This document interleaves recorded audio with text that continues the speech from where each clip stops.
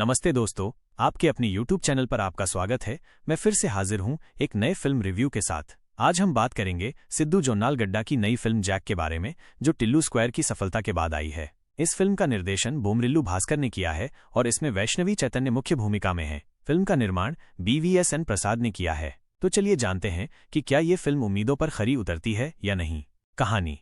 Jack Sidhu जोन्नालगड्डा एक हुनरमंद शख्स है जो फुल टाइम नौकरी करने में विश्वास नहीं रखता। उसका एकमात्र लक्ष्य रॉ एजेंट बनना है। वो एक इंटरव्यू देता है और उसे लगता है कि उसका चयन हो गया है। इसी बीच वो आतंकवादियों को पकड़ने के मिशन पर निकल पड़ता है। दूसरी ओर रॉ एजेंट एक खूंखार आतंकवादी को पकड़ने और देश पर एक बड़े हमले को रोकने की कोशिश कर रहे हैं। बाकी कहानी इस बात के इर्द गिर्द घूमती है कि जैक कैसे रॉ टीम का हिस्सा बनता है और आतंकी साजिश को विफल करने में मदद करता है। समीक्षा। फिल्म की सबसे बड़ी ताकत निस्संदेह सिद्धू जोन्नालगड्डा हैं। उनके बिना जैक बिल्कुल फीकी पड़ जाती। वो दर्शकों को बांधे रखते हैं, भले ही कहानी थोड़ी पुरानी लगे। उनकी संवाद अदायगी, कॉमिक टाइमिंग और स्क्रीन प्रेजेंस फिल्म को शुरू से अंत तक खींचती है। प्रकाश राज अपनी भूमिका में ठीक ठाक हैं, हालांकि उनका किरदार कमजोर लिखा गया है। पहले हाफ में कॉमेडी कुछ हद तक काम करती है, खासकर सिद्धू और उनके पिता नरेश द्वारा अभिनीत के बीच के दृश्य। चारमीनार में फिल्माए गए चेज सीक्वेंस और आतंकवादी दृश्य अच्छी तरह से संभाले गए हैं। यहां तक कि गलत किडनैपिंग का सीक्वेंस भी प्रभावी ढंग से निष्पादित किया गया है। एक स्थानीय लड़के का रॉ में शामिल होने की महत्वाकांक्षा का विचार भी विश्वसनीय रूप से स्थापित किया गया है।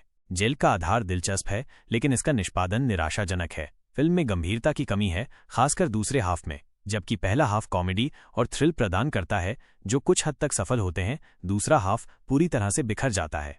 रॉ एजेंटों को अक्षम दिखाया गया है और पूरा ऑपरेशन पूरी तरह से सिद्धू के किरदार पर निर्भर करता है, जिससे प्रकाश राज जैसे अन्य कलाकार हाशिए पर चले जाते हैं। कई तार्किक कमियां सामने आती हैं, जिससे प्लॉट को पचाना मुश्किल हो जाता है। राष्ट्रीय स्तर के संकट को संभालने के लिए सिद्धू जैसे एक नौसिखिए पर निर्भर रहना फिल्म की सबसे बड़ी कमियों में से एक है।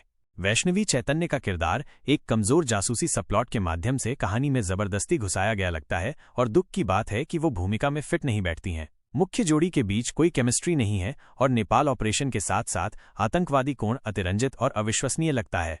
इन सब के बावजूद सिद्धू जोन्नालगड्डा का प्रदर्शन एकमात्र उम्मीद की किरण है। उनके बिना जैक पूरी तरह से डिजास्टर होती।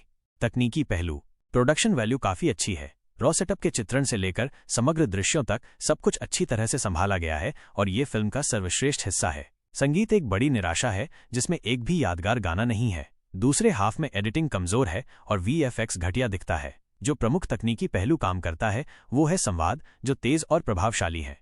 दुर्भाग्य से निर्देशक भास्कर एक बार फिर निराश करते हैं, जो बोमरिल्लू युग में फंसे हुए लगते हैं। दूसरे हाफ में भावनाओं, कॉमेडी और एक्शन को संभालने का उनका तरीका कमजोर है। आतंकवाद को पृष्ठभूमि के रूप में चुनना और इसे कॉमेडी के साथ मिलाने की कोशिश खराब निष्पादन के कारण विफल हो जाती है।